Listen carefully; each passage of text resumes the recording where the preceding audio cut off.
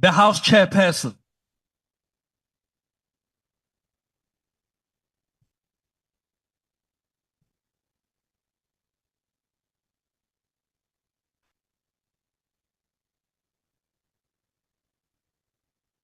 There will now be an opportunity for silent prayer or meditation.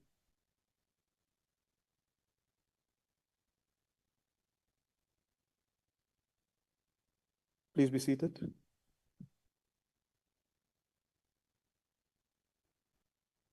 The Secretary will read the order. Debate on vote number 8, National Treasury Appropriation Bill. I now call upon the Honorable the Minister of Finance to start the debate. Honorable Minister.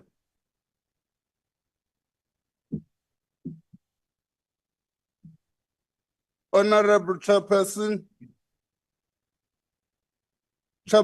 of the Standing Committee of Finance and Standing Committee of Appropriations, fellow members of this House. Chairperson, it is a privilege to deliver before you and the country this year's budget for the National Treasury. Section 216 of the Constitution of the Republic of South Africa, supported by the Public Finance Management Act and the Municipal Finance Management Act, clearly defines the obligations of the National Treasury.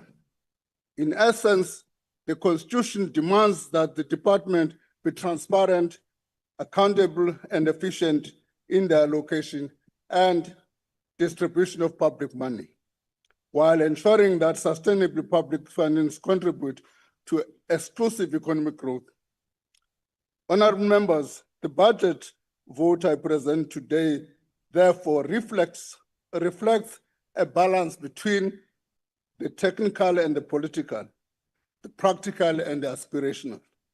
It is a balance between macro and microeconomics that in turn reflects balance between local constraints and global realities, as well as we being a balance between laws, policies, and the ongoing journey we are on a nation toward a more equitable society. The department has a budget, excluding direct charges, over the medium term is 91 billion 835 91. Let me put it this way: 92 billion. The big went in Sogolis. The largest component is for transfers to the South African Revenue Services, which is allocated 47.7 billion. To put it differently, 49.8% of the department's budget for operations and capital projects over the medium term. This is an increase of 8 billion of SARS baseline component to the 24 estimates.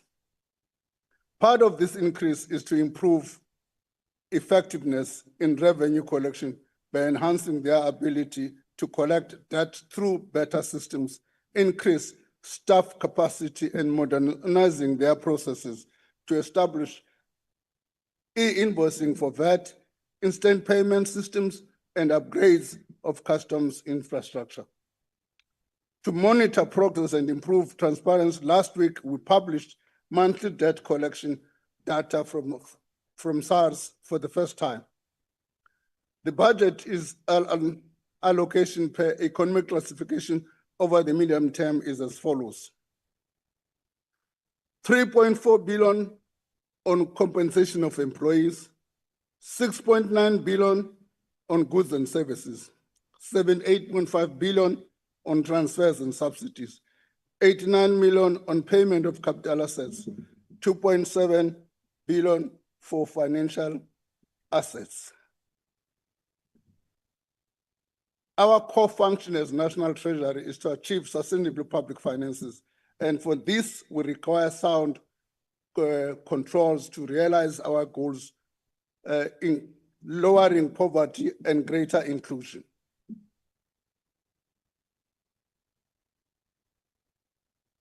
Our annual performance plan for 25-26 sets out a clear and ambitious departmental program to achieve these outcomes.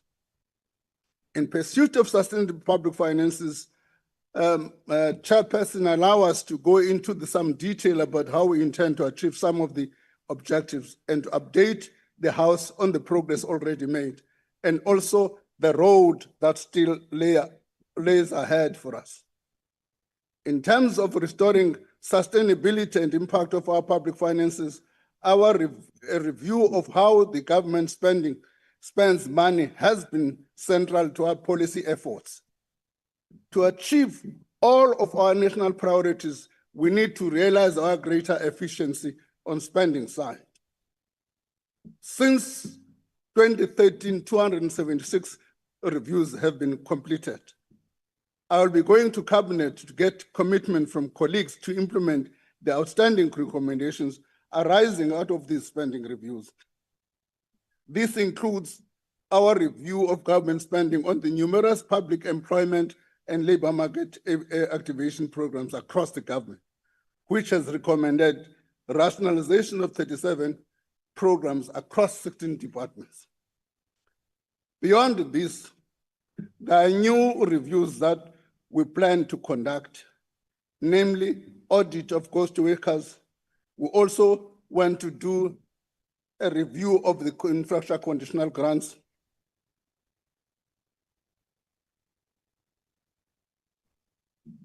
On debt management, that's another area of work.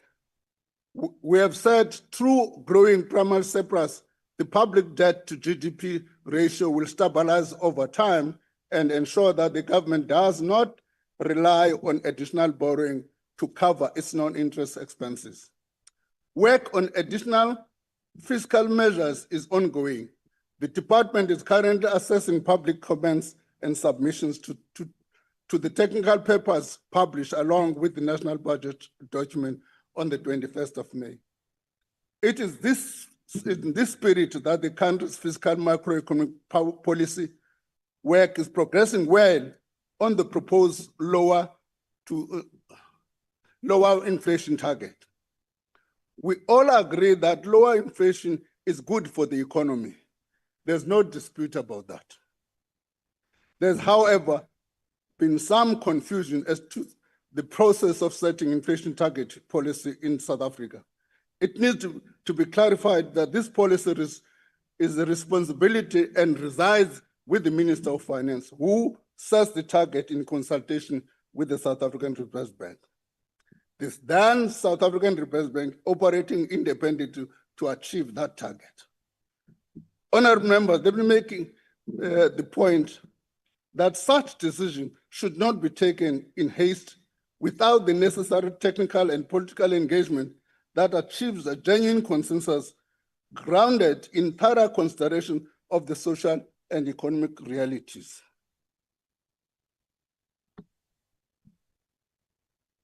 I think I must also rush, I'm looking at your time, Honourable Chairperson, deal with what were around a comprehensive review of the budget process itself. Clearly, over the term, all of us have realized that there's substantial need to do a review of the budget process. And that review has resulted in actionable performance proposal, of which the short-term changes will be implemented in 2026 budget process. The changes include cabinet approval of a budget guidelines in order to strengthen the technical and political interface. And that budget process will probably be achieved on the 25th of July when cabinet meets. Having said all of that, I also touch on what is going to cabinet. This House passed a new procurement bill. What does that new procurement bill does? It gives effect to the constitutional injunction. And there are three parameters associated with that. And there's a tendency for people to look at one, not in the Constitution as a whole. What does subsection 1 of that Constitution say?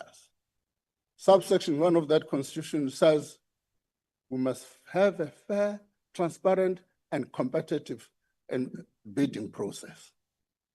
In other words, any suggestion that we should do away with tendering is a suggestion which is in fact in opposition to the Constitution as a stand. That's one section. There's a group of people that tend to read that in isolation to the second two parts of the Constitution. The second two parts of the Constitution relates to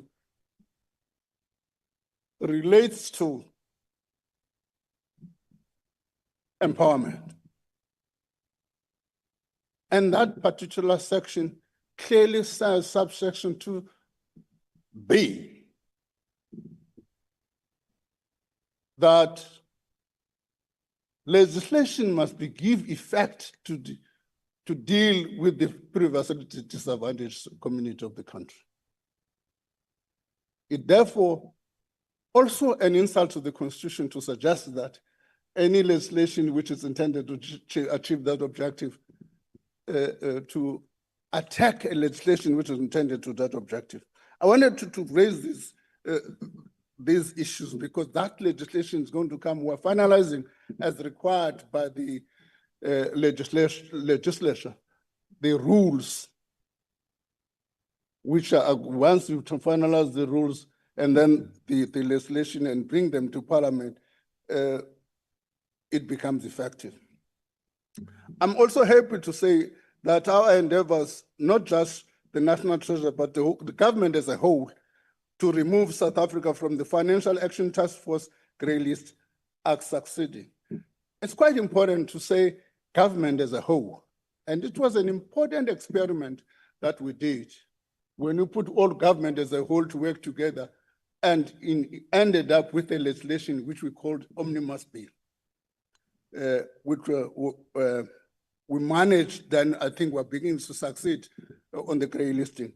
But to complement and finalize this work, a general laws anti-money laundering and combating terrorism finance bill to further improve our ability to combat money laundering, terrorism financing, and proliferation financing is being finalized for another round of public comment and tabling in Parliament in the quarter of 2025.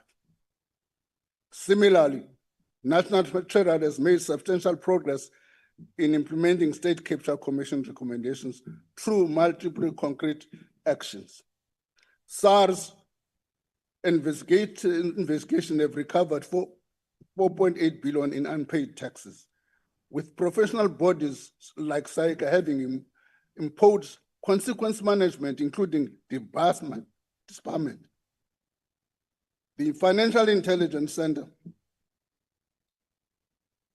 launched what is called the Enablers Project with law enforcement to trace state capital funds flows. And a 10-year ban was imposed on a company, Bain & Company, which is currently under litigation. A central register now tracks dismissed officials and those who have resigned from during the disciplinary processes across all government spheres. In conclusion, House Chair, the interventions I've outlined are just some of the measures that will be undertaken in the first year of the execution of the departmental's 25 to 2030 strategic plan. They present a department effort on achieving sustainable public finances, advocating a coherent economic policy, ensuring sound financial controls and management of public finances, and increase public infrastructure. I must thank the team of National Treasury for splendid work, technical competency, and efficiency. I want to thank them for that. I know I had to summarize the speech and hoping that DM Sarupeni will build up where I've left off. At least we still have some coherence in Treasury. Thank you, Chairperson. Thank you, Honorable Minister. The next speaker is the Honorable Maswanganyi.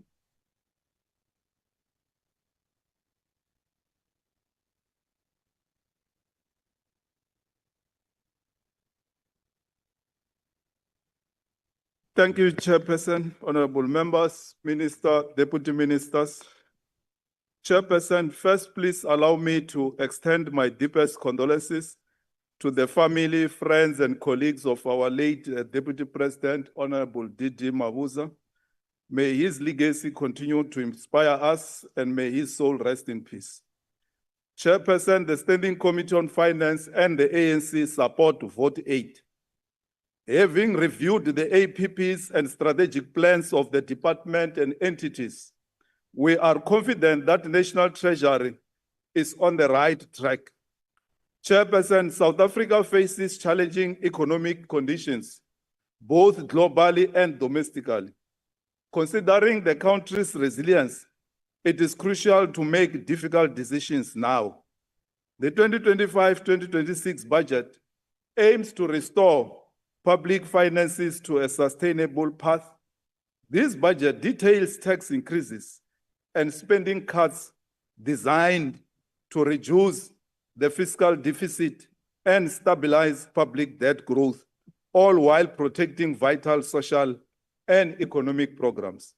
In the 2025-26 financial year, as the Minister has alluded, National Treasury's total appropriation amounts to 29.97 billion.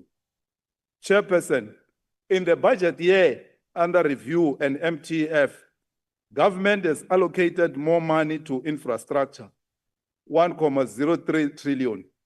While the committee acknowledges this strategic shift toward preserving and improving existing infrastructure assets, it remains concerned that these efforts are not adequately reflected in the planning, budgeting, and performance reporting instruments.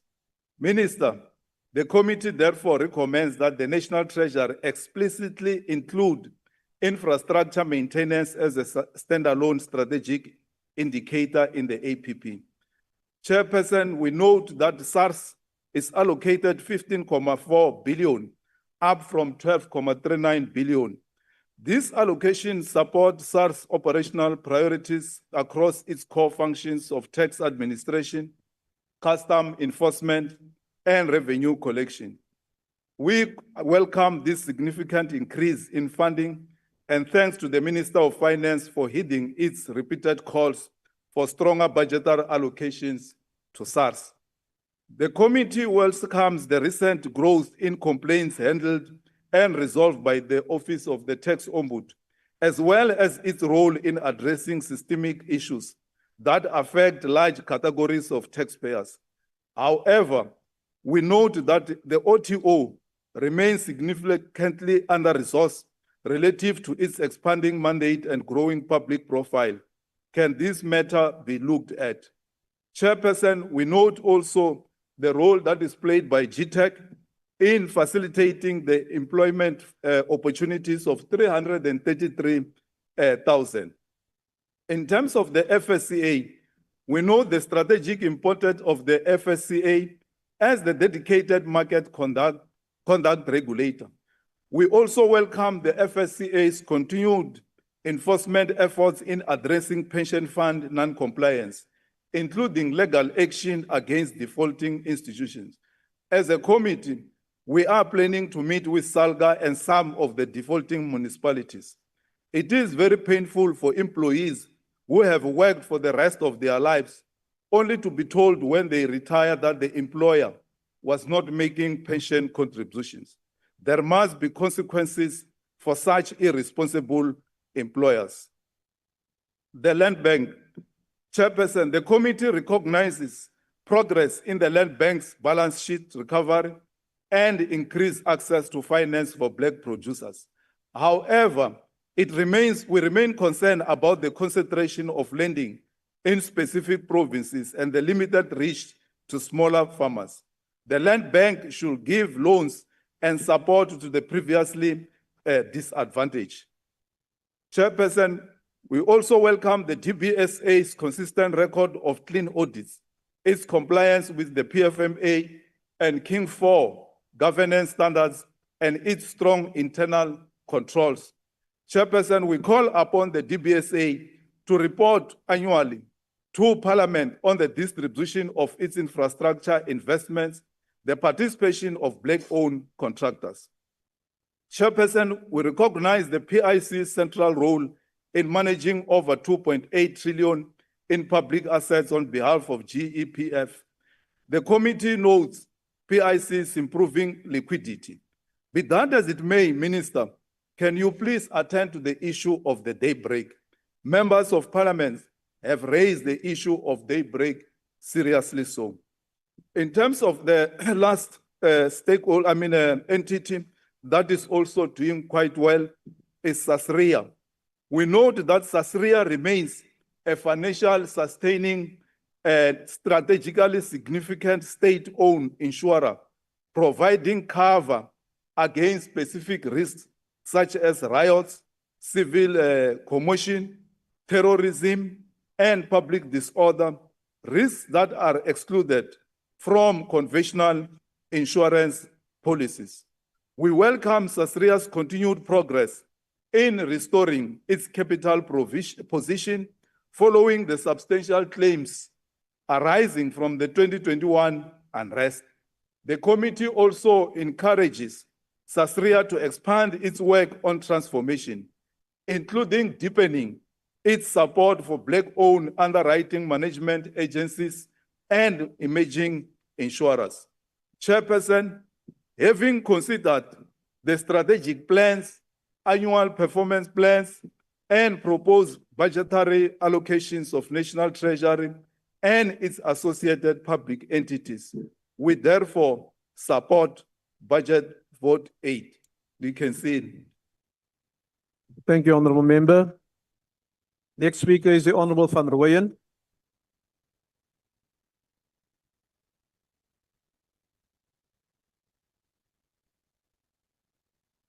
Thank you very much, Chairperson. We stand here to remind our people of the importance of National Treasury as the glue that is expected to hold all government's operations together. National Treasury as the center that supposes to ensure prudency of fiscal and financial management of our beloved country. We speak of National Treasury that is expected to excel in promoting the government's fiscal policy and coordinating macroeconomic policy as well as managing the budget preparation process. This is what a functional National Treasury should be doing. And this is our version as NK Party of a National Treasury. As demonstrated in the past 3 decades, the story of South Africa National Treasury is a very painful one. It is characterized by years of unfulfilled promises and missed targets. According to this budget vote and all other similar votes that came before this House, National Treasury was supposed to have played a pivotal role in building a competent, morally upright, and progressive developmental state. This target has been dismally missed, with all spheres of government, as we are speaking, failing to deliver on basic services. For the past 30 years, through this budget vote, vote 8, National Treasury has been promising our people facilitation and implementation of policies and strategy aimed at transforming the economy to become more inclusive and diverse and job-oriented. We all know that this is a big fat lie. On National Treasury Watch, economy is not growing, unemployment and inequality are at their highest. For years, National Treasury has been using this budget to promise that it will empower local government. 30 years down the line, the country has been experiencing deterioration in service delivery and collapsing municipalities. National Treasury has been using this budget vote, among other things, to raise its commitment to fighting fraud and corruption. But the reality of the matter is that National Treasury fails to deal with corruption within its own ranks. SIU and AG's office confirmed acts of corruption and fraud by National Treasury officials when awarding a multi-million rand tender related to integrated financial management system in 2017. 10 years down the line, instead of dealing with established acts of corruption and fraud, National Treasury is claiming to challenge SIU and AG's funding. As if that was not enough, now we are told by the minister that National Treasury will be renegotiating the terms of this contract with one of the service providers. Order, honorable members, order. National Treasury can provide MK Party with a simple request. Give us your debt management strategy, Minister. You came here and you told us about inflation targeting. Inter alia, inflation targeting is not the only critical aspect of a debt management strategy.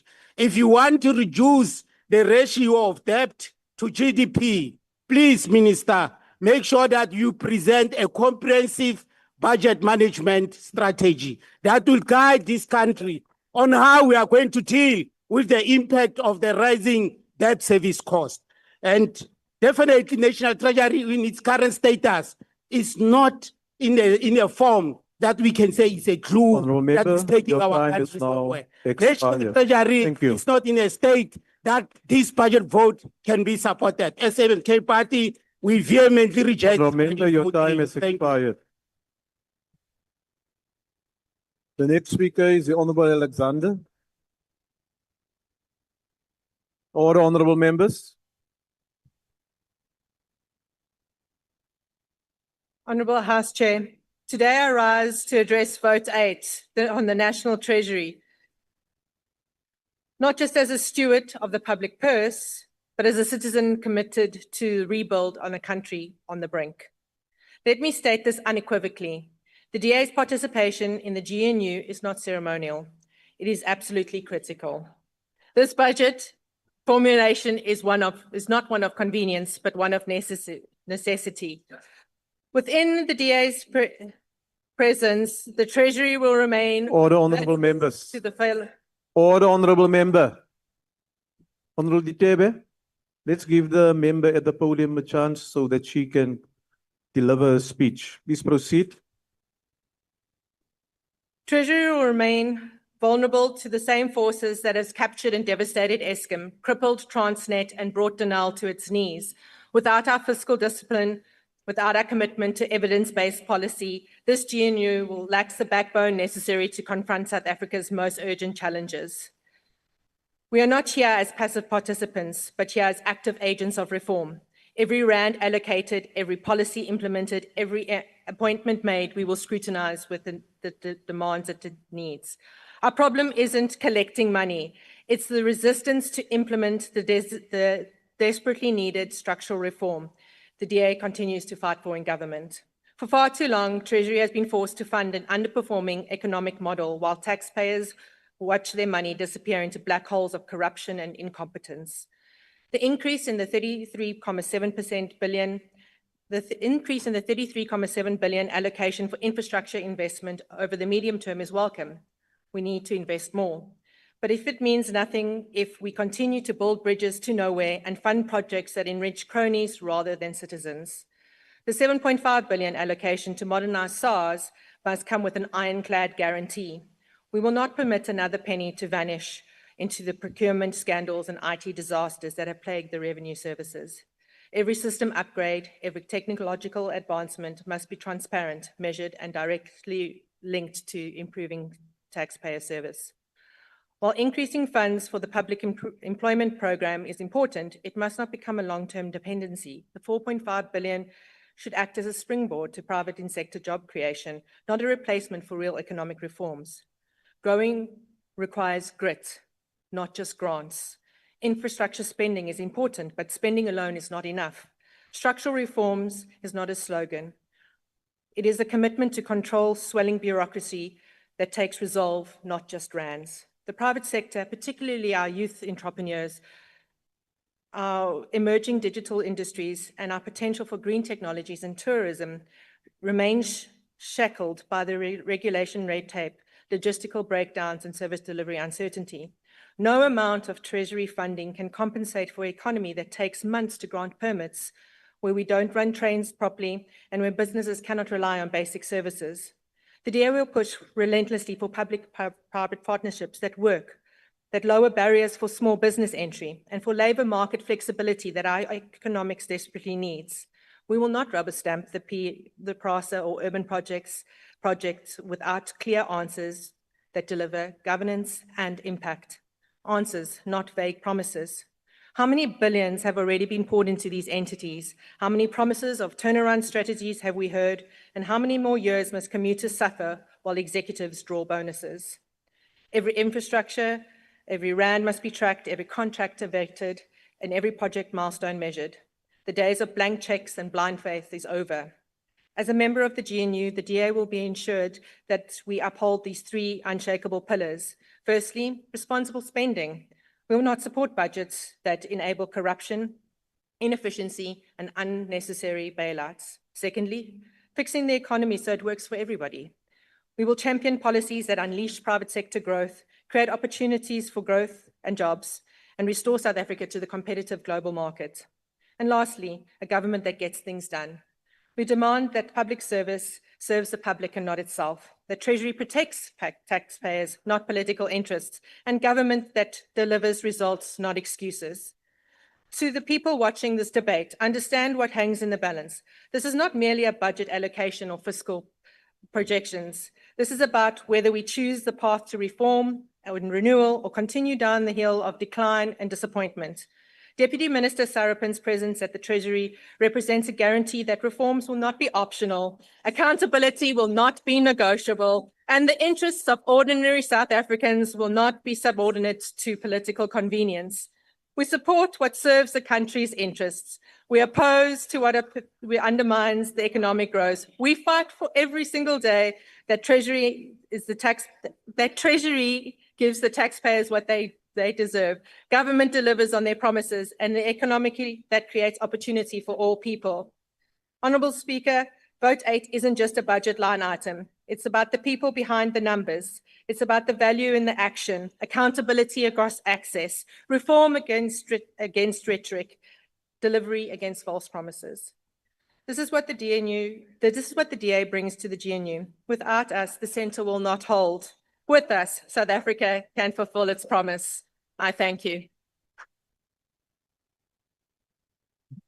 The next speaker is the Honourable Mahotwe.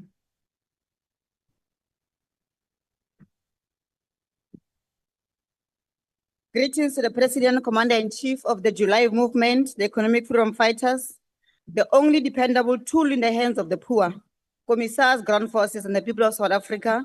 This year, our glorious movement turns 12. We invite you to celebrate this milestone with us at Kailita Rugby Stadium on the 26th of July. We commend the bravery of Lieutenant General Nhlanhla Mkhwanazi in exposing the rot in the South African Police Service and the judiciary. We urge him to remain resolute and never surrender to criminals. Chair, the budget before us is for the National Treasury. Before addressing the specifics, we must offer a historical reminder that under apartheid, Treasury was a department under political direction. It never dictated to the National Party. But post-1994, the former liberation movement surrendered to the Treasury, the Reserve Bank, and the IMF, allowing them to dictate economic policy. Today, the Treasury tells Parliament that the state cannot build capacity, in-source workers, or nationalize the Reserve Bank, not because of legality, but because they ideologically oppose it. We reject the proposed budget of the National Treasury, and we're going to outline the reasons why. The Standing Committee on Finance spends most of its time on money bills, leaving no time or capacity for proper oversight of Treasury or its entities.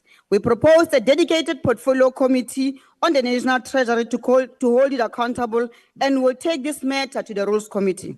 There is no credible economic recovery plan. In 15 years, Treasury has failed to table a practical economic strategy. Growth has averaged below 2%, while our peers grows at 3 to 4%. Treasury is obsessed with balancing today's budget and is incapable of long-term planning. Their growth forecasts are consistently inaccurate, yet we are forced to rely on them for planning purposes. What we need is increased state spending on education, healthcare, defense, ESCOM, and industrialization, not the austerity culture of this Treasury. Despite commitments made in 2019, there is still no state bank and no sovereign wealth fund. The former minister even tasked Dr. David Masondo, still a deputy minister today, to deliver on this. But what happened? Nothing.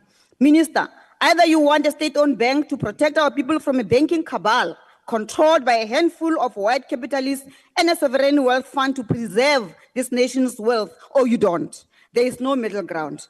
Treasury is killing the land bank, and with it, black farmers and food security. The bank must be moved back to the Department of Agriculture, aligned with sector policy and recapitalized. Loan conditions for black farmers must be eased. We reject the so-called spending reviews.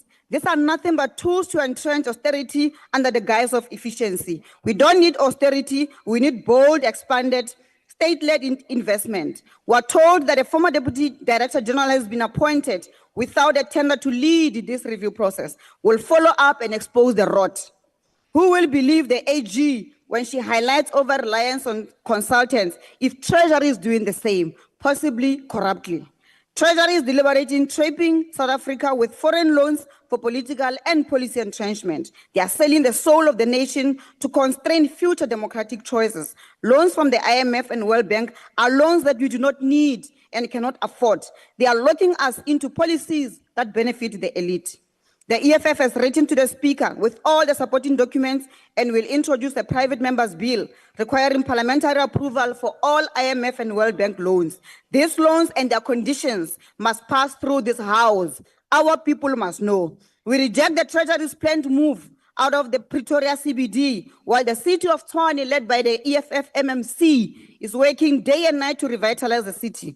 The Reserve Bank is returning back to the CBD, yet Treasury wants to leave. This is about elitism and inaccessibility. The PIC must be mandated to invest in urban renewal in Tshwane, Johannesburg, eThekwini, and Buffalo City. Government departments must rent office space from these developments, not from politically connected landlords of decaying and overpriced buildings. We also raise a long-standing issue the EFF has championed. Thousands of cleaners, security guards, and other vulnerable workers are having pension deductions taken from their wages, yet these are not paid over to pension administrators, especially by municipalities. The officials and National Treasury and the Financial Sector Conduct Authority continue to fail these workers, perhaps because their own pensions are safe.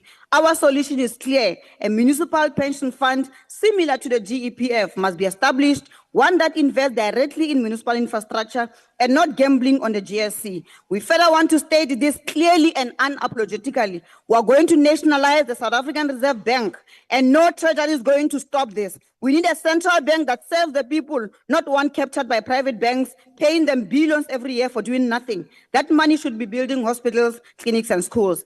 We are also concerned by an emerging trend of cronyism. The more the ANC loses electoral support and ministerial control, the more its cronies show up as board members of state-owned entities.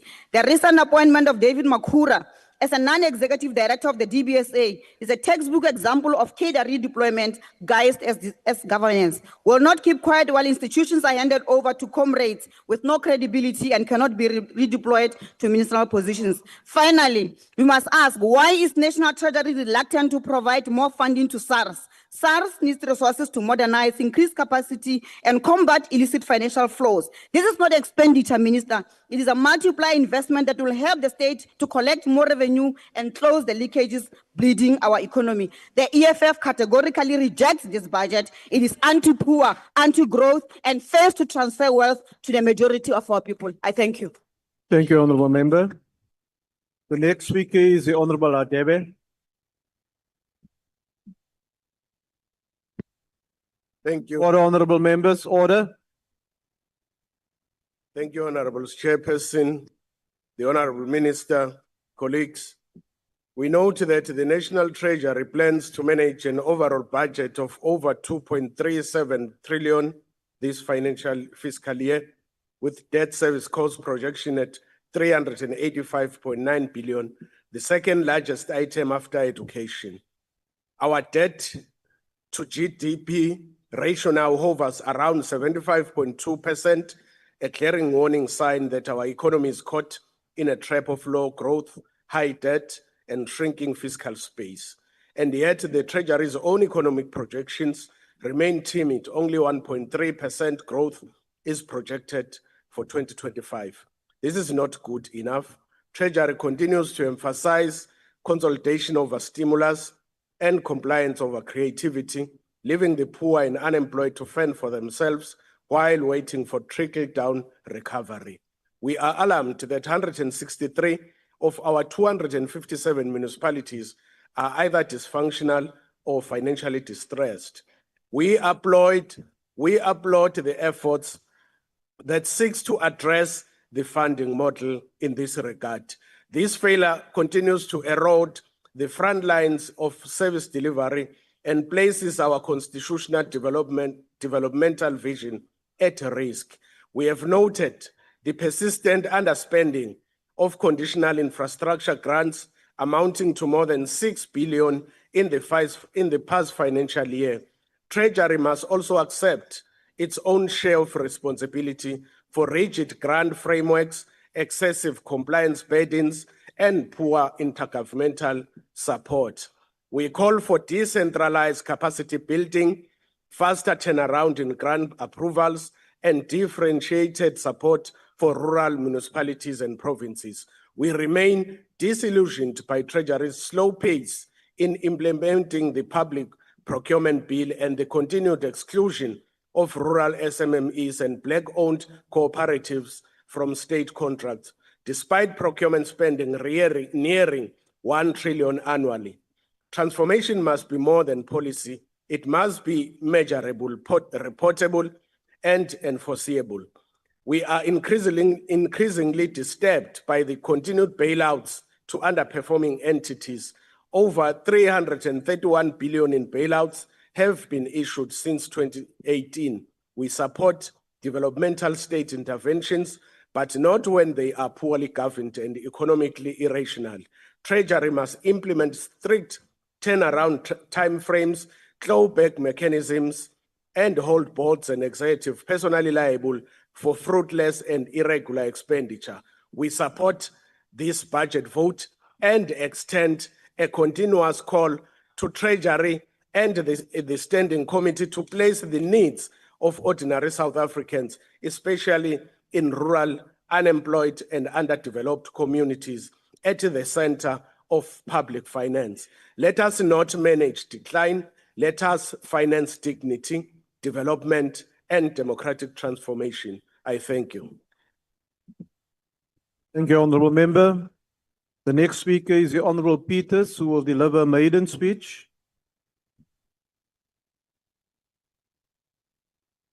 Honorable Chair, honorable members, fellow South Africans. On behalf of the Patriotic Alliance and as partner of the GNU, we support the 2025-26 budget vote 8 of the National Treasury. We recognize the critical role that the National Treasury plays in ensuring fiscal stability, economic growth, and accountable governance in South Africa. We commend the Treasury's mandate to coordinate the budget process, ensuring that public funds are allocated efficiently and in line with the nation's developmental priorities. A well-structured budget is the foundation of service delivery, job creation, and poverty alleviation. objectives that our party holds dear. We further support the Treasury's responsibility in overseeing expenditure planning, ensuring that every rand spent by government departments is directed toward tangible improvements in the lives of our people. Fiscal discipline is not just an economic principle, it is a moral obligation to the millions of South Africans who depend on public services. Moreover, the Patriotic Alliance emphasizes the importance of monitoring and analyzing public expenditure to root out corruption, wastage, and mismanagement. The Treasury's role in enforcing transparency and accountability must be strengthened to ensure that public funds are not looted by the politically connected, but instead used to build infrastructure, improve education, and deliver quality healthcare. As we support this Budget Vote 8, we call on the National Treasury to remain vigilant in ensuring corruption-free management of future spending. The people of South Africa demand nothing less than a government that works for them, not for a select few. In conclusion, the Patriotic Alliance stands in support of Budget Vote 8, recognizing that a strong, independent, and efficient National Treasury is essential for South Africa's recovery and growth. We urge all members of this House to put the people first and approve this budget vote to ensure the building of a capable, ethical, and developmental state. Thank you. Thank you, Honourable Member. The next speaker is the Honourable Wessels. Order, Honourable Members, order. Thank you, Honourable House Chairperson. House Chair, if the noise subsides and one evaluates the deterioration of our public finances and especially the management thereof, I think one will find that non-compliance started very small. It started with non-compliance with small legislation, not having record keeping in a municipality, maybe 10,000 rand of corruption or price inflation at a certain department. And then it became worse and worse and worse. And Honourable House Chairperson, it is astounding that one hears to my left members criticizing National Treasury for not being able to contain government debt. Whilst the Honourable Van Rooyen must remember that the last time that South Africa spent less, or government spent less than it earned, was in 2008-9. What happened in 2009? I don't think it takes rocket scientists to establish who became the president in 2009. Now, when we started on that trajectory of more corruption, spending on wrong priorities than what was necessary and what we earned and the revenue that government got in, it became that we had to borrow money. We had to borrow money. And that is where government debt comes from. It's not something that's just there. And what is also astounding, House Chairperson, is that one listens to, especially the MK party. Honourable Wessels, can you just take a seat? Honourable Members, when you interject, must be an interjection. It cannot be a running commentary, Honourable Sokanyile. So can we keep that in mind, please? You are really disturbing the speaker at the podium. Please continue. Thank you, House Chairperson. No, it's fine. One doesn't hear the noise. Fact of the matter is that if one evaluates that, the government debt became out of control, and government debt is not something that National Treasury can just have disappear. What is ironic is that it's the MKP that stands at these podiums each day and says we must spend more money. We must spend more money. Where does the money come from? But then at the same time, them and the EFF criticizes the private sector because they think the private sector is the big bad wolf But at the end of the day, it's the private sector that. Honorable produces Vessels, taxes. will you just take your seat, please? Why do you want to be recognized, honorable member? Thank you, House Chair. You know, I think we need to introduce breathalyzers here. No, in honorable Parliament. member, please. When we enter here, we not must be checked that we are degenerate. sober, we are proper. You are. I mean, we're not- debating a very important you are, matter here. A honorable person just member, speaks about other You things. are out of order. No. You are out of order. Please allow the honorable member to continue. Order, honorable members. Thank you, House Chairperson. The fact is, the honourable member must listen because that is the repetition that we hear in these mini plenaries. Is the fact that National Treasury cannot contain the debt. But the fact is that it's parties like the EFF and the MKP that wants more and more money being spent whilst criticizing the very taxpayers out there. Where does revenue come from? Does it just appear? No, it does not. Someone must pay the taxes. But when you criticize and you Order, honorable members. Order. Please continue, honorable member. Thank you, House Chair. Honorable members, if you continue shouting, then I'm going to recognize you and ask you to leave the chamber. Okay? And that applies to everyone, Honorable Titebe. I'm making a ruling and you're doing directly the opposite. It's not correct. Please continue. Maar hy is voorsitter, jy hoef nie bekommerd te wees nie, ek kan harde skree as almal hier. Fact of the matter is, Honourable Minister, you need to be commended, you and your team, especially whilst in very difficult circumstances this year, you managed to get a budget, yeah? And we commend you for that. We do, however, caution that there's especially the Public Investment Corporation and then also other entities that falls under National Treasury that there should be better scrutiny over because you cannot manage the compliance of all other spheres of government and departments and have non-compliance under your own roof. I thank you. Thank you, honorable member. The next speaker is the Honorable Beasley. Chairperson, Minister, Deputy Minister, Treasury staff, honourable members and fellow South Africans. There is no doubt that South Africa is facing severe political headwinds, with Budget 4.0 becoming a real possibility. In addition, there's also little doubt that South Africa has entered an era of harsh fiscal constraint. With economic growth stagnating, it is more important than ever that we maximise revenue without furthering burdening already hard-pressed South Africans with additional taxes. In this regard, ActionSA welcomes the additional 7.5 billion allocated to SARS over the medium-term expenditure framework. With an estimated 800 billion in uncollected taxes left on the table each year, it was simply irrational for SARS to be underfunded for so long.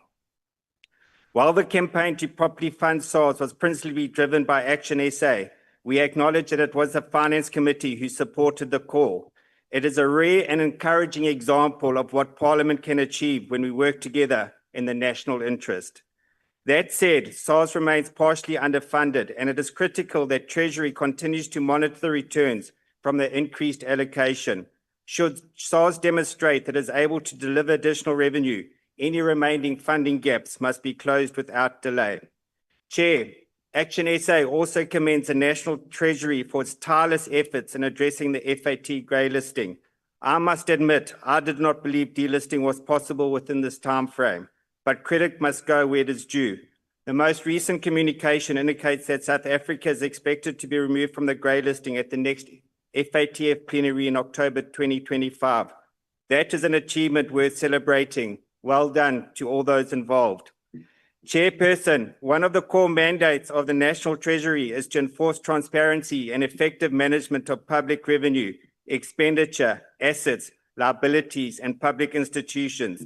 In this respect, ActionSA believes Treasury is falling short. As a member of SCOPA, I've seen firsthand the widespread corruption and incompetence that continues to plague many state departments and entities. One glaring example is the Road Accident Fund, which has become a looting ground. With an annual revenue of 50 billion, 5 times the budget of the Department of Trade, Industry and Competition, 25 times that of the Hawks, and 3 times that of SARS, It is a textbook example of state capture in another form. The RAF is just one of many leaking buckets. Another is the bloated GNU cabinet, with ministers and deputies living lives of excesses while ordinary South Africans tighten their belts. Corruption is not just theft, it is also the systematic abuse of taxpayers' money. And all parties in the GNU have members in cabinet who are complicit in this abuse. In time of fiscal restraint, every cent must be spent efficiently and effectively. Treasury must become more assertive in enforcing discipline across government. It can no longer be business as usual. Chair, in conclusion, the additional funding to SARS is proof of what pragmatic, constructive opposition can achieve in Parliament. Rationality and common decency will always achieve more than hypocrisy, insults, litigation, and empty threats. Taking into account the increased SARS allocation and other positive steps, ActionSA supports this budget vote. I thank you. Thank you, Honourable Member. The next speaker is the Honourable Deputy Minister of Finance. Thank you very much, House Chairperson, honourable members of Parliament, fellow South Africans. We present Budget Vote 8 today at a time of immense challenge and opportunity. We are contending with the drag of weaker global growth and facing new risks from intensifying climate shocks and geopolitical tensions. These are the headwinds that shape our economic environment. And in this context, budgeting is about choosing. And the choices the Treasury has made in Budget Vote 8 is to rebuild state capacity, restore fiscal integrity, and pursue reforms that support inclusive and sustainable growth. And let me begin with one of the critical and emerging areas of focus and reform, which is our disaster risk financing strategy. The Southern African region is experiencing a growing number of climate-related disasters, from flooding to droughts, from cyclones to heat waves. These are no longer rare occurrences. They're increasing in frequency and intensity, and they come with devastating human, social, and economic consequences. They also have significant fiscal consequences. When disasters strike, government is forced to reallocate funds from other priorities to respond, often at the cost of long-term development. This cycle of crisis and reallocation is unsustainable. And this is why the National Treasury will finalize and publish a national disaster risk financing strategy in this financial year. The strategy represents a critical shift from reactive funding to proactive, planned disaster risk management. And the Treasury will introduce disaster risk financing instruments, including climate insurance products, to improve response times and predictability of funding, embed disaster risk management in grant frameworks, particularly those for infrastructure and local governments, and of course, support line departments and municipalities in mainstreaming climate risk into their financial planning decisions. But our objective is simple. We need to reduce the fiscal and human cost of disasters by planning for them and not just reacting to them. Climate change is no longer a future threat. It is a present reality, and our budget frameworks reflect that. A second area of focus, as was raised by multiple members, is on local government and local government finances. If we are to rebuild public trust in the state, we are not in the business of collapsing municipalities, and we start where government meets the people, which is at local government.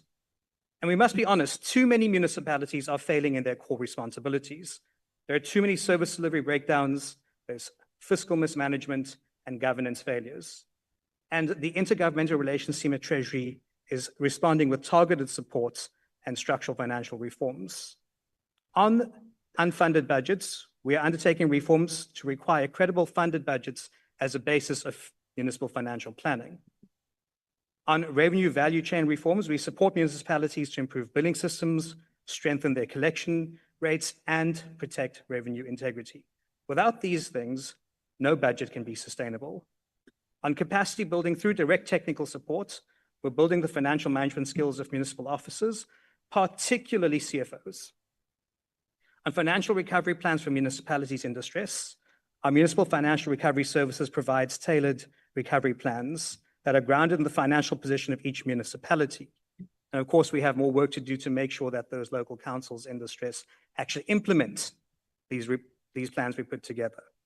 On MSCOA implementation, the Municipal Standard Charter of Account brings uniformity to local government finances and enables us, but more importantly, the public, to compare apples with apples across municipalities, across provinces, and across time. And of course, we are working with COGTA and the AG and others to ensure that there is consequence management because public money must be protected.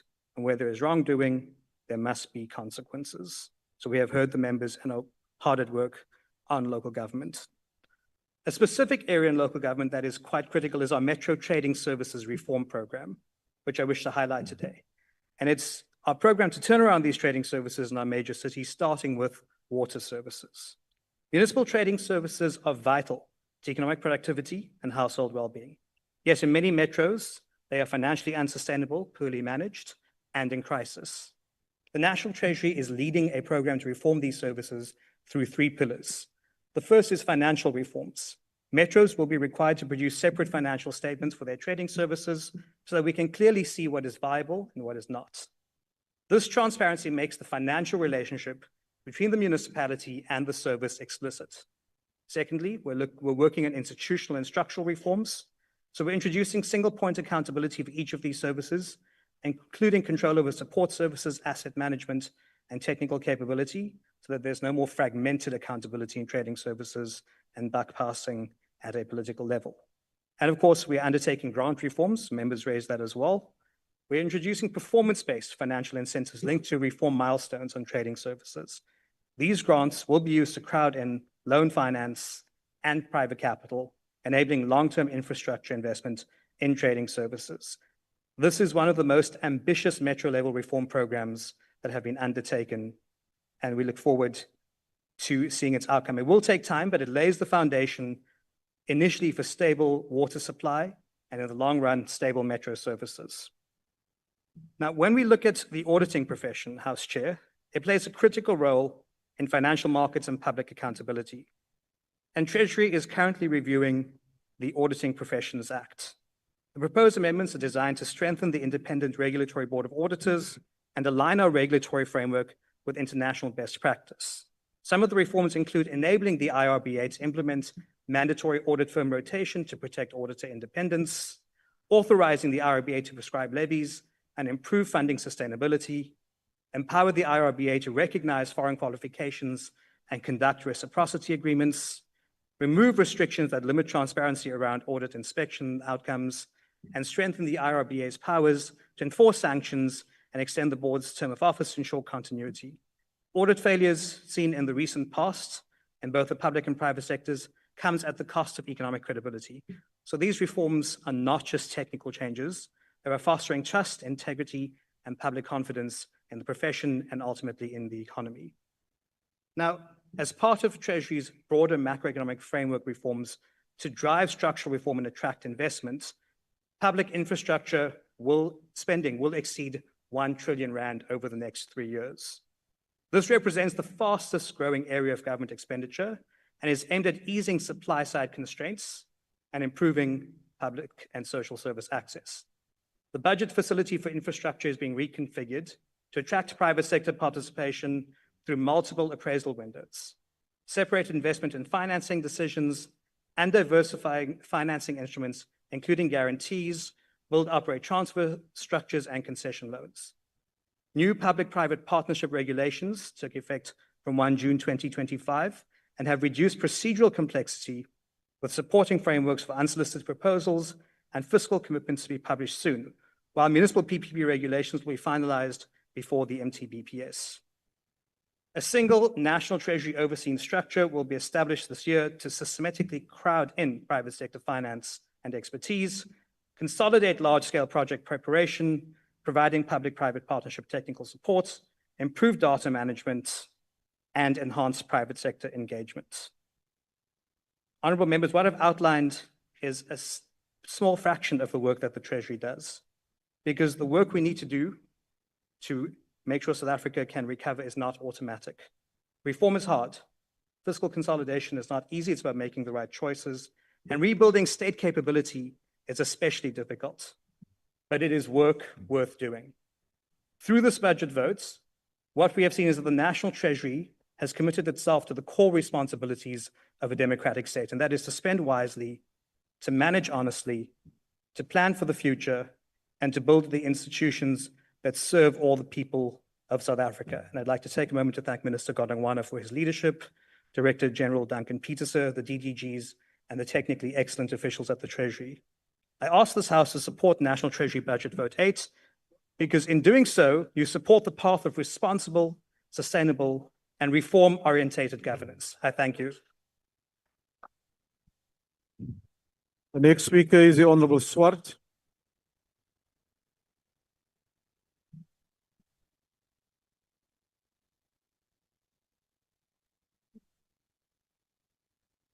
Thank you, House Chair. House Chair, we know that National Treasury is the custodian of the nation's finances.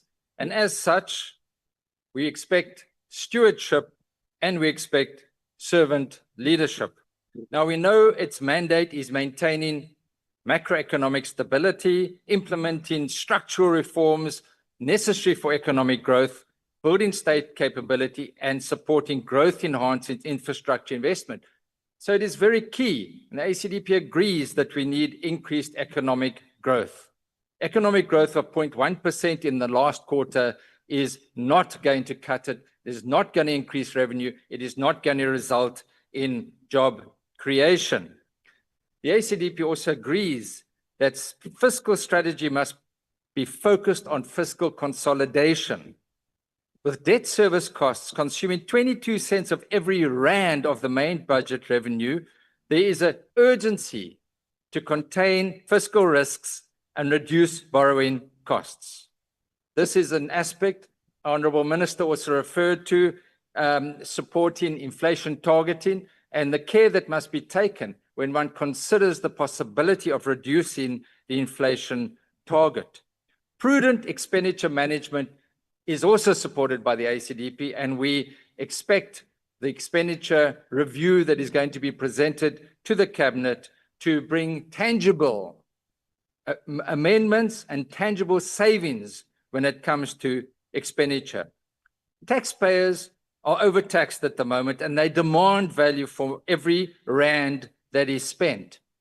Therefore, the ACDP also suggests that artificial intelligence should be used to look into future expenditure when you can track where corruption is going to take place. So not only retrospectively from an audit perspective, but also it's very clear to see where possible corruption is taking place, particularly in the procurement aspect. There, artificial intelligence and that forensic forward-looking aspects can be used very fruitfully. The ACDP also supports the additional funding to SARS, but with the same acknowledgement that SARS also needs not to apply the heavy-handedness that has seen many complaints being filed with the tax ombudsman. Let us remember that taxpayers are very hard-pressed, as we indicated earlier. We also, lastly, are concerned about some of the investments of the Public Investment Corporation, which manages 2.8 trillion rand in public assets. A lot of the governance issues were indicated by the Imparti Commission and have been improved, but there are certain unlisted investments that are a great Honourable concern Member, your time has to now expired. us as the ACDP. Thank you. The Honourable Zibi.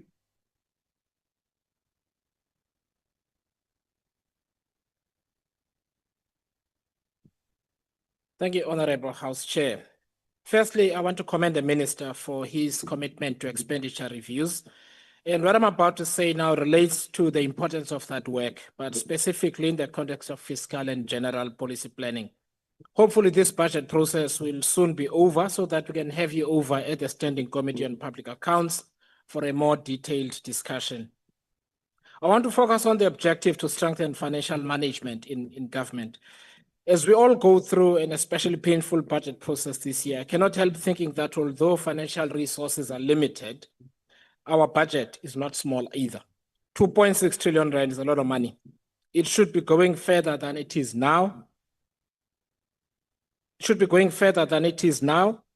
It should be going further than it is now. In this context, I want to speak about three things.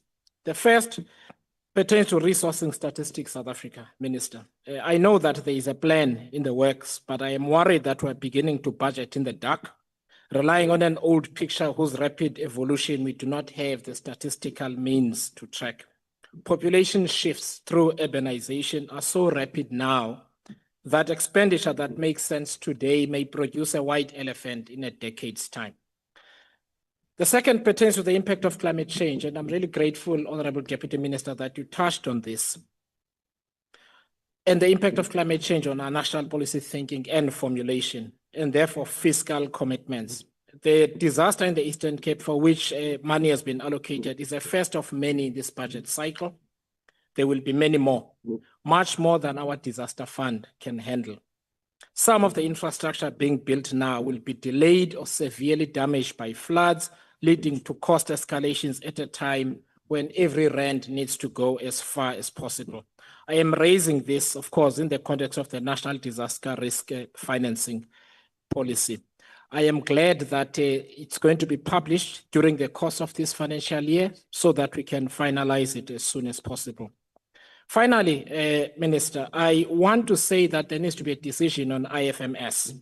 It is unsustainable and costly to continue without a system that achieves what it was trying to do.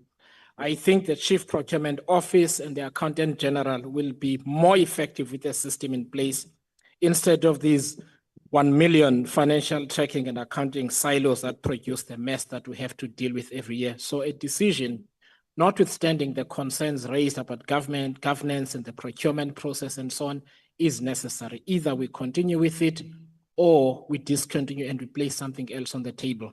But what I know is that we cannot continue as we have been each year. We will support this budget vote. Thank you. Thank you, Honourable Member. The next speaker is the Honourable Maimane.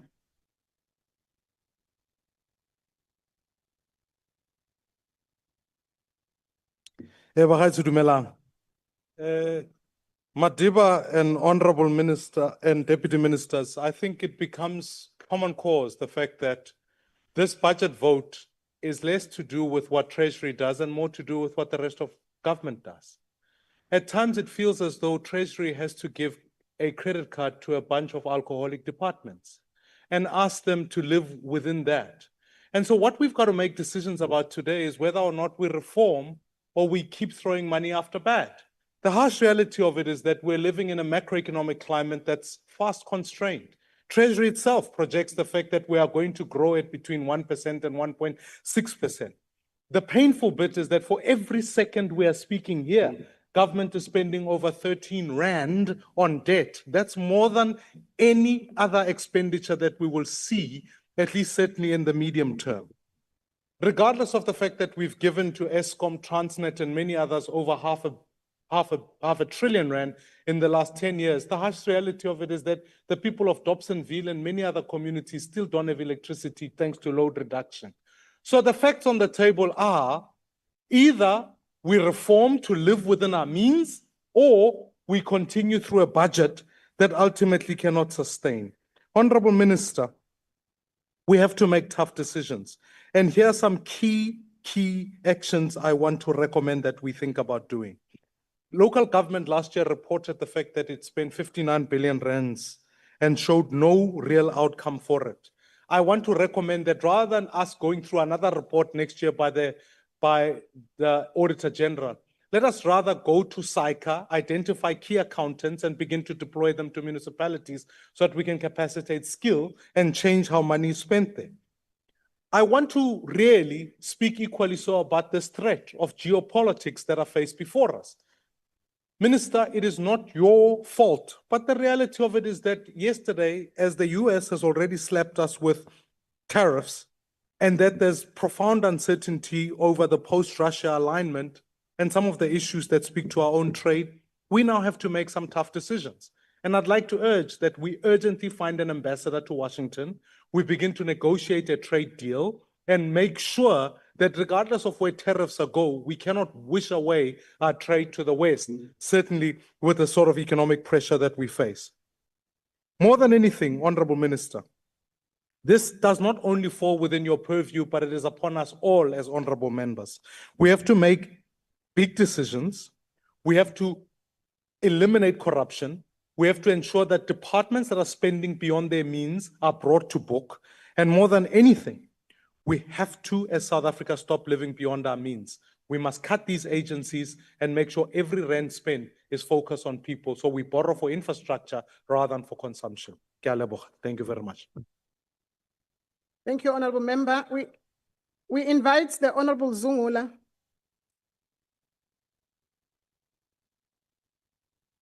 Thank you. This budget shows a lack of political will in addressing the problems that are facing the country. It lacks imagination in using Treasury as an instrument of transformation and economic growth. Billions are lost every year to corruption, maladministration, and irregular expenditure. Instead of closing the tabs, Treasury wants to burden poor people. Minister, the approach of government cannot be to increase taxes, yet dismally fail to properly manage the funds of the state. Start by utilizing state money efficiently before you raise taxes. Roads are filled with potholes. The rail system is destroyed. Hospitals don't even have basic medicine. Doctors are leaving the country because the government is not employing them. Where is the tax money going? This is not only bad governance, but it is an injustice where poor South Africans remain poor and the financial system of the country benefits the rich. The unsustainable debt burden will keep the country strained for generations. We are in a debt trap as the country borrows for social programs, not for infrastructure development. The high debt we have consolidates the inequalities as the government diverts spending on social and developmental programs to servicing debt. There are no plans for industrialization and mineral beneficiation, which is a catalyst for growth. The PIC minister has got 2.8 trillion rands in assets, yet there is no appetite to invest in production-driven initiatives that would grow the economy and create jobs. Minister, Black businesses must not be demonized. We must refuse this notion that Black people doing business with the state is corruption, and we must be suspicious over their contracts. Corruption must be dealt with decisively, but ethical Black businesses must be supported to thrive. Minister, the so-called digital nomads must be also taxed. They must make some form of contribution to the economy. We have seen in real time, particularly here in Cape Town, how they've influenced the rapid increase in rent and property prices, resulting in the pushing out of locals from the urban areas. The average local professional cannot afford to live in Cape Town city center. Digital nomads must be taxed one way or the other. Your private-public partnerships strip the power of government to provide for its people. You claim to want to build a capable state, yet practically you are enriching private companies with these private-public partnerships. With your beloved triple Ps, the state bears the risk and the private companies enjoy the rewards. That model is not sustainable, nor is it developmental. Lastly, General Mkwanazi is us. We are General Mkwanazi. We must defend General Mkwanazi from the criminal syndicates that are running our country. We reject this budget. The Honorable Beckman. Honorable Beckman.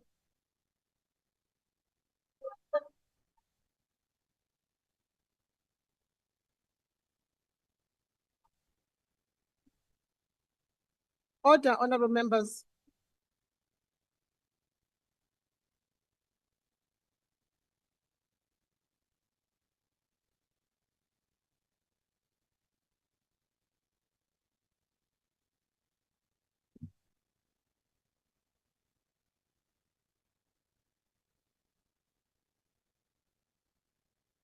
Honorable House Chair, I find it interesting this evening to hear the first MK speaker call for a morally upright developmental state in the light of their choice of second speaker, who was behind bars last week. In the light of their choice to nominate members to this honorable House who have been implicated in corruption during the state capture years, and the choice of every one of their members to follow the leader who, as president, presided over the era of state capture of rampant corruption and of reckless spending that contributed to the situation we find ourselves in now of completely unaffordable debt, crowding out all the other more important priorities for government spending. But that's not the focus of my address today. Today, I would like to speak about the elephant in the room, a 3 trillion rand elephant called the Public Investment Corporation. The details of its working are buried on page 144 of the budget votes, tucked away between the Ombuds Council and SARS. The more the DA investigates the workings of this elephant, the more problematic they appear and the more hidden. There are those who feed off the PIC like parasites. And just like parasites, they benefit from this concealment. They would very much prefer that we didn't discuss or focus on page 144, but there we must go. The PIC is so large that there's no pothole large enough to hide it. Not even in the failing ANC, EFF, PA governed Metro of Johannesburg. In fact, there's no sinkhole that's large enough to hide it. Despite the excellent work of the Imparti Commission, people are starting to realize that the PIC has still not been fixed. It's becoming increasingly clear from examples such as Daybreak Foods that the nearly 1,000 pages of the Imparti Commission report have not sufficiently changed the culture of the organization. According to media reports, a number of directors of Daybreak who were appointed by the PIC since the Imparti Commission focused more on looting than on building the company. Eventually, Daybreak collapsed under the weight of this mismanagement, along with thousands of jobs. We are yet to see evidence of negligent and corrupt directors being held properly to account. Madam Speaker, the question is this, Madam House Chair. If we cannot rely on the PIC to be a responsible shareholder, to appoint competent, honest, capable boards, and to hold directors to account for what was once an investment of over 1 billion rands, how can we trust the PIC with over 3 trillion rands of assets under management? As the DA, we are deeply concerned that the nightmare of Daybreak Foods is not the exception at the PIC, but the rule. Or perhaps we should say the absence of rules, because there's been scant accountability when those supposed rules have been violated. We welcome the initiatives of the Minister to look into this. Daybreak is only one of 44 companies inside the PIC's turnaround and value add unit. Many of these companies are in business rescue or in liquidation. It's not even that the PIC can claim that all of these investments are a legacy from the Zuma era of state capture. Just in this past year, we learned how the institution was scammed out of 100 million rands through its investments in Enable Capital. Furthermore, its unlisted portfolio is shrouded in secrecy with very little disclosure at all of what is going on there. And this is very concerning. The pages of this budget vote might hide a 3 trillion rand elephant, but we must not allow ourselves to be fooled. The elephant is not well. The Government Employees Pension Fund is underperforming. The failures of the PIC are eroding the pensions of public servants. It's becoming increasingly likely that pension increases will be reduced towards the minimum permitted by the fund, which is 75% of inflation. Furthermore, if the mismanagement continues, the state will be burdened with a liability for pensions which it cannot afford. It's unconscionable that we smile and nod while the PIC is beguiled by scams, and it's unconscionable that when crooks are feasting on the savings of government employees, the PIC chooses to look the other way and let the looters get away. As the DA, we support the Treasury and this budget vote, but we want to be clear. There is evidence of looting and mismanagement, and as the DA, we cannot and we will not look away. We will probe, we will put the puzzle pieces together, and we will act. I thank you.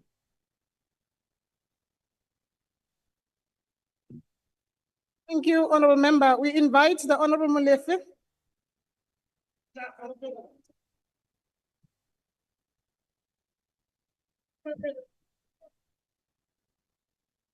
House Chairperson, I think that when all of us in this House became members of Parliament, we took the oath to uphold the Constitution.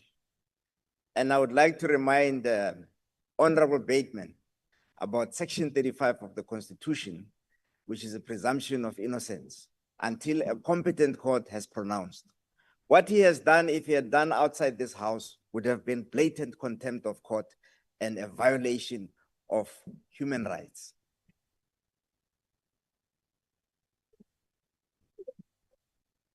If you want to talk about corruption, honorable vessels, let's talk about the 1913 Land Act.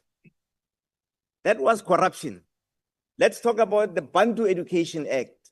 Let's talk about the Job Reservations Act. That brand nog soos 'n pyl in my heart. What the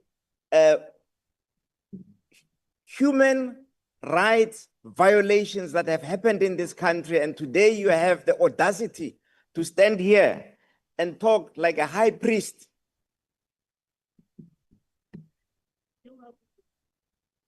Minister, the obligations in terms of the PFMA and the Constitution of the Treasury to provide a macroeconomic strategy and a budget are very clear. However, implicit in those provisions are the fact that a macroeconomic strategy and a budget that the Treasury must present to South Africa should be a macroeconomic strategy and a budget that speaks to the problems of the people. The problems of the people are unemployment, they are poverty, and they are inequality.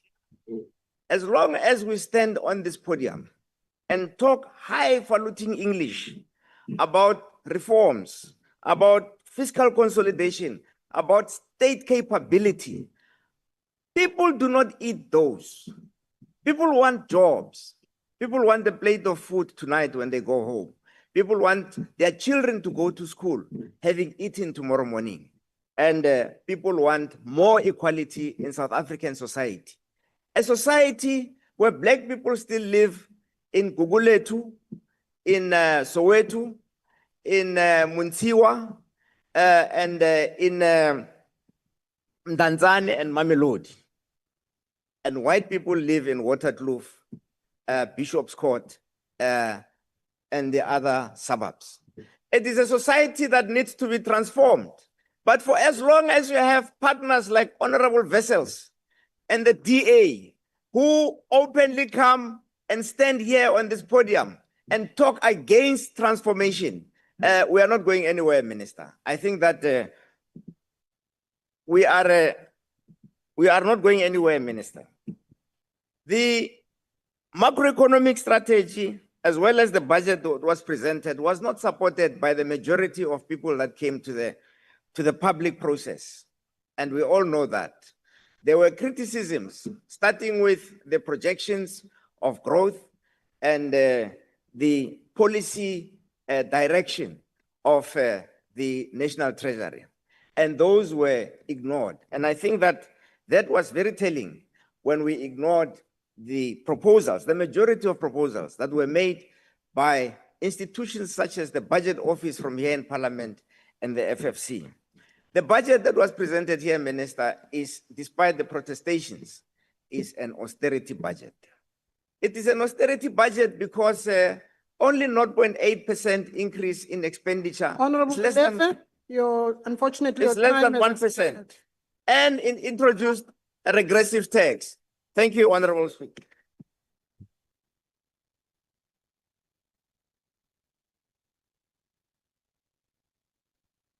Order, honorable members. We call upon the Honorable Sukwati.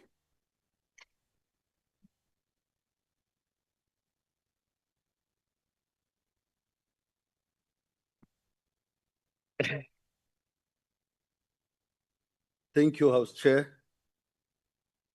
Minister who is present in the House, Deputy Minister, our Chairperson of the Standing Committee, accounting officers, officials who are here. Let me as well greet my colleagues, particularly from the committee or the Standing Committee on Finance, who are here as well giving their views. However, Chair, it is very much disappointing to hear my own colleagues who are sitting in the Standing Committee of Finance standing here saying to this House that let us strip National Treasury of its responsibilities. Let us strip it, the capacity that it has, because it's a hindrance. Let us create a situation so that it's free for all. That is what we are saying. And of course, it's not shocking. It's not shocking from MKP, because what my honorable member has actually spoke about in terms of what has been happening in the past, the decades that he has actually counted here. He has actually been part of that. Of the challenges that have been created and which National Treasury is trying to rebuild itself to create capacity today.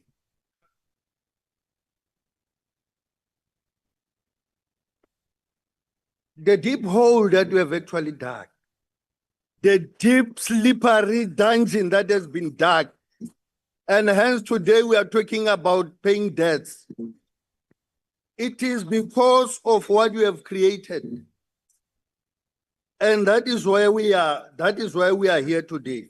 Honorable members, honorable We are Squati, not here for applaud, honorable Squati, honorable members. honorable members, But by rejecting this, please be orderly. Honorable Squati, hold on a minute. Honorable members, the rules do allow you to heckle, but you do not do it in such a way that you drown the speaker. And you also do not do it in a way that you show gestures, the fingers that you are doing, they are unparliamentary. So I caution upon that. Continue, Honorable Squati. thank you, House Chair. Honorable Squati, And just Honorable Squati, there's Honorable Van Rooyen rising on a point of order. I recognize you. Wait, let me recognize you first. You are recognized, Honorable Van Rooyen. You may continue. Thank you very much, Chair. I'm keen to make sense of what the member is saying. Is he able to translate that in Sepedi? Member, Presenting in Sepedi. remember, that's a spurious point of order and it will not be allowed. Continue, Honorable Squati. thank you. I'm not going to respond to that because obviously members have defied logic here today. They've defied logic, Honorable House Chair, because they come here and say we do not support the budget. But they go on to say National Treasury must do this and that and that. They must give so and so money. They must do this. I mean, how does National Treasury do that when we have incapacitated it to run out its functions? How does it do that? When we are saying, let us strip it down, let us not give it finance so that it cannot have capacity. That's what we are saying. And we have actually defined logic. And I do not understand from the EFF as well why they joined this bandwagon. That let's create a situation for free for all, because that's what we are saying. Because the function of the National Treasury is established by and mandated by the Constitution. Chapter 13 of the Constitution. That is what gives this National Treasury the responsibility and the function that it is carrying out.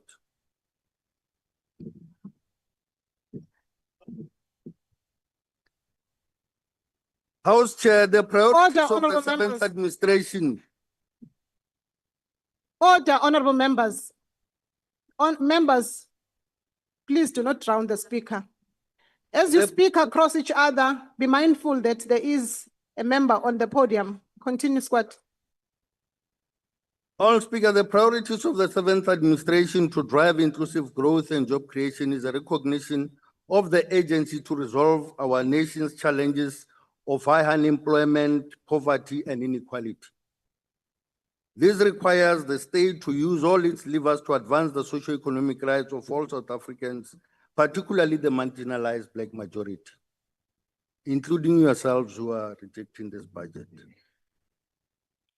We must build on the gains of the transformation of the financial sector to create investments and financing opportunities that create jobs and support women, the youth, and persons with disability to start and build their own businesses.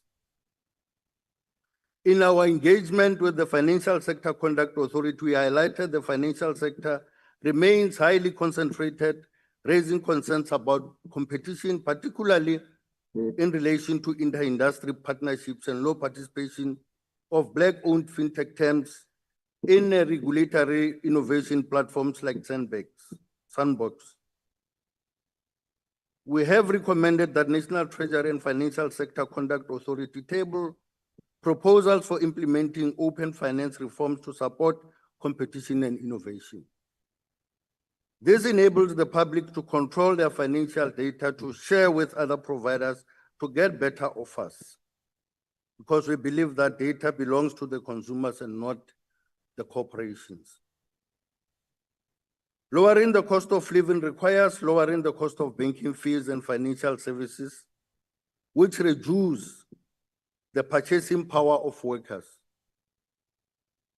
We must use technology to lower the cost of financial services, and we believe, and we have noted the concerns of the public on the lack of competitive credit in the market for home loans, business finance, and other finance, which results in households paying high interest rates on credit, which is our disposable income. This is a matter we'll focus on as the ANC as we advance the transformation of the financial sector. All members, the strategic plan of the National Treasury includes the assessment of the introduction of VAT exempted food items to support low-income households by 2030. We have called for an earlier date to accomplish this critical measure to lower the cost of living. We have also recommended that the National Treasury should table the proposed conduct of financial institution known as Coffee Bill, which aims to overhaul South Africa's financial sector regulation by streamlining and harmonizing conduct requirements of all financial institutions. All members, the financial sector can contribute to advancing our objective of increasing funding for small and medium and micro enterprises, which are the major contributors of job creation globally.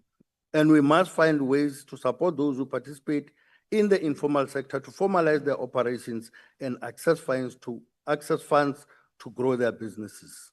Because we believe that this informal sector is actually political and is historic. Honorable Molefe. The reality is that many of our informal traders are able to feed their families and generate income, and we have a duty to create an enabling environment for the growth of Black producers and entrepreneurs in all our rural areas, townships, and spaza shop owners as part of the social transformation agenda. And we are also aware that the capital that is flowing, that is giving out loans, and so on, is actually flowing from the same informal sector that is not enjoying the benefits of the formal sector, and hence we are saying it is an important player in the economy of this country. We welcome the FAIS Ombud, which is expected to be amalgamated into the newly established National Financial Ombud Scheme, in line with broader Ombud system reforms. We urge all Ombud offices to strengthen public campaigns and civic education, which also target elderly citizens and those in the remote rural locations on various financial services as they may continue to lose funds or are mistreated by various financial service providers. House Chair, to attain inclusive economic growth and create jobs, our microeconomic policy framework should be oriented to supporting redistributive economic growth and allocating financial resources in a manner that supports job creation and expansion of industrial development. State-owned enterprises have played and continue to play a defining role in South African economy and continue to be the bedrock. And the National Treasury has made an intervention to support SOEs, as evidenced by Eskom Relief Act, which has supported ending load shedding and securing energy security. Recently, 51 billion guaranteed facility to Transnet has been finalized to strengthen our rail and port infrastructure through the capital investment program and to enable it to meet its debt obligations. These are some of the capitalization strategies that are being implemented to support our SOEs to continue to play their developmental role, as we believe that they are strategic, but also the role they play is actually catalytic to help us to grow the economy. Another critical area which requires an increased focus on National Treasury is the capitalization of development financing institutions of the state, such as the Development Bank of South Africa and other institutions in the industrial sectors, including small businesses such as your NYDA, SETFA, and your IDC. Honorable members, the African National Congress support this budget vote. I thank you. Thank you, honorable members. Order. We now invite the Minister Kotongwane, to respond to the debate.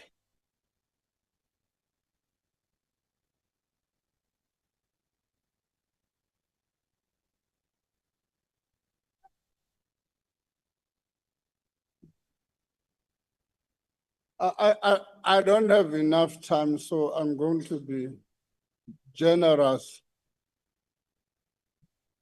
Let me start by telling you that one of the honorable members made reference to the land bank must go to agriculture. I can tell you we will celebrate in Treasury when that day happens. Because you are making that assumptions because you don't read documents. The reason the land bank is in Treasury is purely for governance. All the programs that are run by the land bank are the programs run with the Department of Agriculture and Land Affairs. The second point I want to raise is the PIC issue. Much is being said about the PIC, but we try and put this thing into proper perspective and historical context. The PIC, the matters that are being referred to by Honorable Bateman, I would bet my last that the majority of them are within the party report.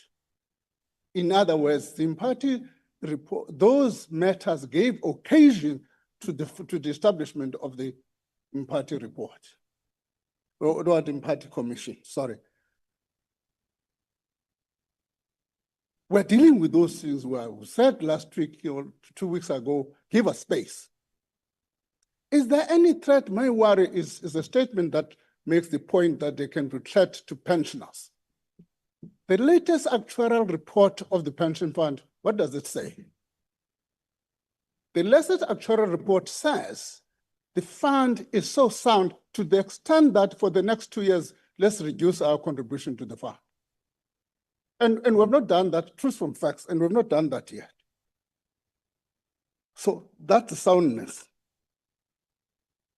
The third issue, Treasury, we don't deliver bricks and mortar. It's not in our nature. Even our skills do not require that. Fairly competent. Our skill set is not the skill set of when deliver something else. Well, we do something different.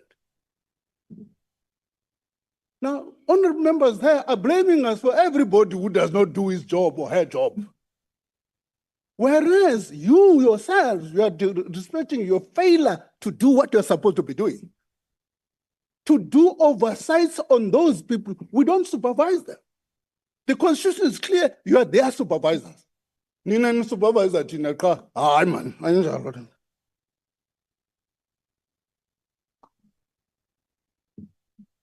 The fourth issue is debt management. Honorable Desmond Rosen says, we don't provide, they've been struggling to provide debt management strategy. I can tell you, we've got a big book written in bold called Budget Review. It outlines the debt management, who have we taken money from, at what rate. It's a debt management strategy. You can't read, and people clap hands for you because you can't read. I know.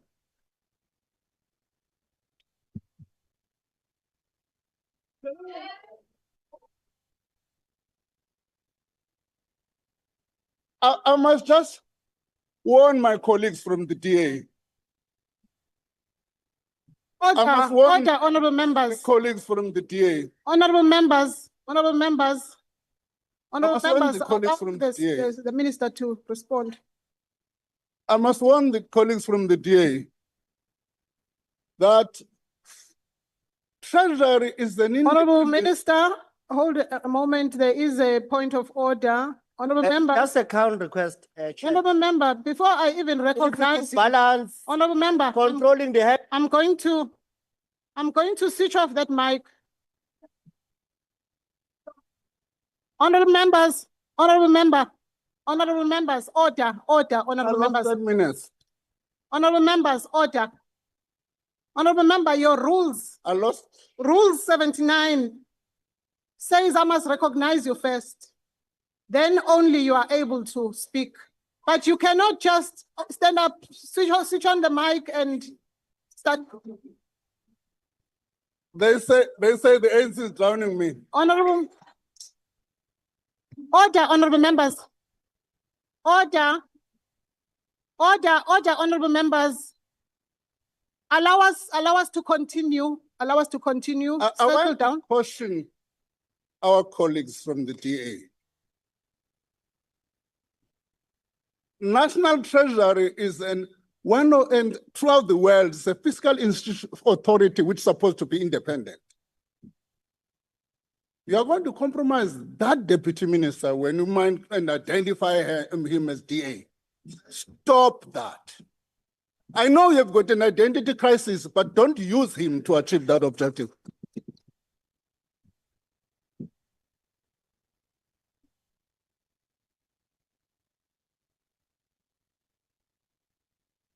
So it's not in his interest, I want to tell you now.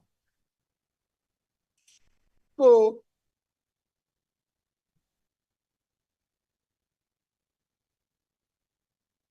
the time is running out.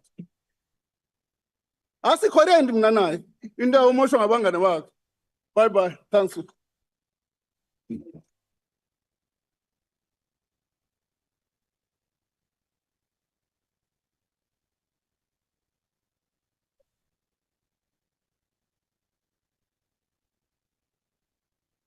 Thank you, honorable members. Thank you, honorable members. Honorable members, Honorable Mawutwe, are you rising on a point of order? Order, honorable members. We need to, honorable members, honestly, I need to hear what the point of order is all, what my Honorable Mawutwe is saying. But if you shout like that, I'm not able to hear. That's why I'm cautioning her. I'm cautioning the honorable member. Honorable Mawutwe. No, thank you, House Chair. The minister finished by saying bye-bye. So he must clarify what else was saying bye-bye to the GNU. It's not a point of order. DA, the Honorable GNU, or what exactly? Because That's it was not a point after of he order. lashed on the DA. It's very important.